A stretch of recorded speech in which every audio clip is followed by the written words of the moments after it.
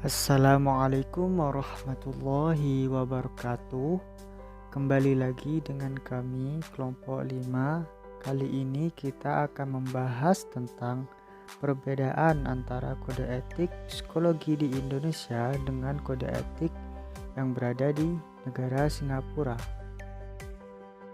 Sebelum lanjut ke penjelasannya, kita perkenalan dulu dengan kelompok 5. Yang pertama ada Ramadan Iqbal Assegaf dengan NIM belakang 108, Akbar Muhammad Zaki Bena dengan NIM belakang 114, Kusnawati Namila dengan NIM belakang 117, dan Fadlur Rahman dengan NIM belakang 143. Apakah kode etik psikologi di Indonesia sama dengan kode etik psikologi di Singapura?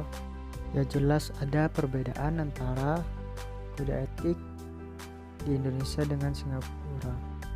Kita ketahui bahwa kode etik psikologi di Indonesia dinaungi oleh organisasi HIMSI, Himpunan Psikologi Indonesia, yakni organisasi yang mewadahi profesionalis bidang psikologi di Indonesia. Berlokasi pusat di Jakarta Selatan, Jalan Kebayoran nomor 85, dan didirikan pada tahun 1959 tanggal 11 Juli dengan nama Ikatan Sarjana Psikologi atau yang disingkat dengan ISPI. Organisasi ini adalah organisasi yang mewadahi segala peraturan, undang-undang, dan kegiatan di bidang psikologi yang ada di Indonesia.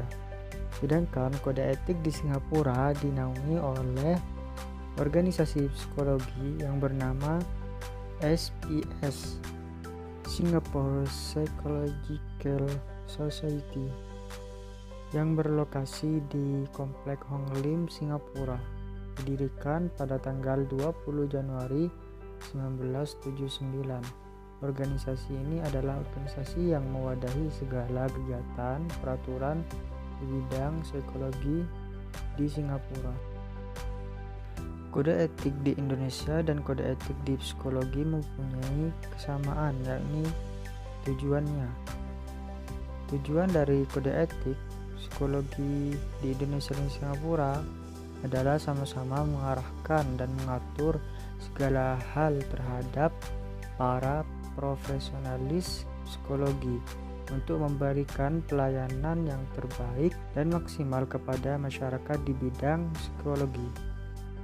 Adapun poin-poin perbedaan kode etik psikologi di Indonesia dan kode etik psikologi di Singapura ada 5 yang kita temukan. Yang pertama yakni pasal, yang kedua pembagian pasal, yang ketiga pasal awal atau pertama, yang keempat pasal tentang psikologi forensik, dan yang kelima pendidikan dan pelatihan, yang akan dijelaskan lebih lanjut berikut ini. Baik, saya akan melanjutkan penjelasannya mengenai perbedaan kode etik psikologi Indonesia dengan kode etik psikologi Singapura. Nah, perbedaan yang pertama mengenai pasalnya. Di dalam kode etik psikologi Indonesia itu terdapat 80 pasal yang melandasinya. Kode etik ini berdasarkan hasil Kongres HIMSI ke-11 yang diadakan pada tahun 2010. Kemudian, di dalam kode etik psikologi Singapura hanya terdapat 19 prinsip khusus yang merupakan hasil yang saat ini merupakan hasil dari revisi tahun 2000. Perbedaan selanjutnya mengenai pembagian pasal.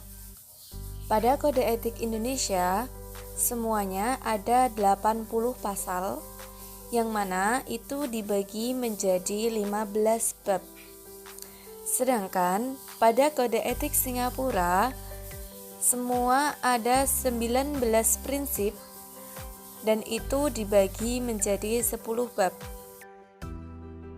Sekarang kita masuk ke poin selanjutnya, yaitu tentang pasal pertama.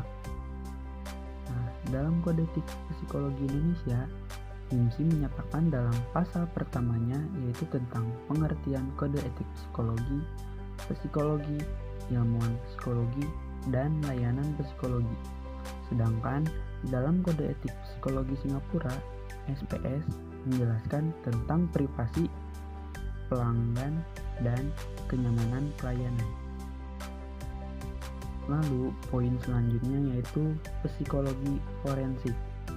Nah, pada kode etik psikologi Indonesia terdapat pasal yang mengatur tentang psikologi forensik yang terdapat pada bab 5 dalam buku kode etik. Sedangkan pada kode etik psikologi Singapura tidak ada pembahasan spesifik mengenai pasal yang mengatur psikologi forensik di dalamnya. Selanjutnya masuk pada pendidikan dan pelatihan, yang dimana di sini HIMSI sangat rinci dalam mengatur dan juga mengawasi segala sesuatu tentang psikologi dalam pasal yang mereka buat. Misalnya pada pasal pendidikan dan juga pelatihan, yang di sini terletak pada bab 7 yang memuat setidaknya terdapat 8 pasal yang ada di dalamnya. Dalam kode etik psikologi Singapura sendiri tidak ada pasal yang membahas tentang pendidikan dan juga pelatihan di dalam kode etiknya. Baik, di sini untuk kesimpulannya, dari 5 perbedaan tersebut yang sudah dipaparkan di atas, dapat kita simpulkan bahwa di dalam kode etik psikologi Indonesia yang disusun oleh HIMSI membahas secara rinci dalam segala hal yang berkaitan dengan psikologi, yang dimulai dari pengertian, pelatihan, pelayanan, dan sebagainya. Sedangkan dalam kode etik psikologi Singapura sendiri yang disusun oleh SPS lebih banyak membahas tentang bagaimana cara memberikan pelayanan terbaik, hubungan antar manusia, penilaian, tata cara melakukan terapi, dan sebagainya. Baik, untuk pemaparan dan penjelasan dari kelompok kami, terima kasih. Bila ada salah atau pengucapan kata, mohon maaf. Wassalamualaikum warahmatullahi wabarakatuh.